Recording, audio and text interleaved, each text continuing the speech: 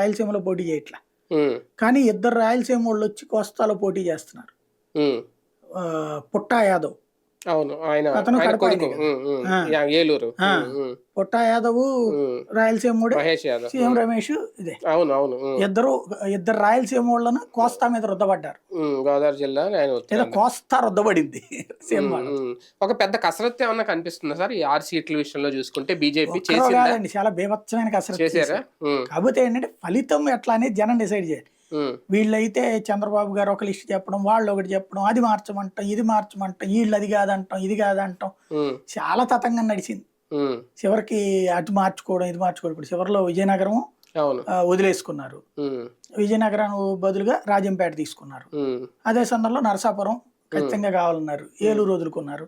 హిందూపురం కూడా వదులుకున్నారు. హిందూపురం ఇవ్వలేదు అసలు, ఫస్ట్ అదే నుంచి ఇవ్వలేదు. చర్చలోకి రాని. టీడీపీ ప్రెడిక్ట్ చేసుకుంది. అంటే సుదీర్ఘ కసరత్తు ఉంది దీని వెనకాల. చాలా ఈక్వేషన్స్ రోజు ఓట్లకు సంబంధించి అక్కడ ఎన్ని ఉన్నాయి, ఏ కులాలు ఉన్నాయి, వీళ్ళు ఎంత, డబ్బులు ఎంత, ఎమ్మెల్యే క్యాండిడేట్లు ఏంటి, ఎంపీ క్యాండిడేట్లు ఏంటి, సుదీర్ఘకాలం నుంచి ఎవరు గెలుస్తున్నారు, ఈ లెక్కలన్నీ చాలా చూసుకున్నారు.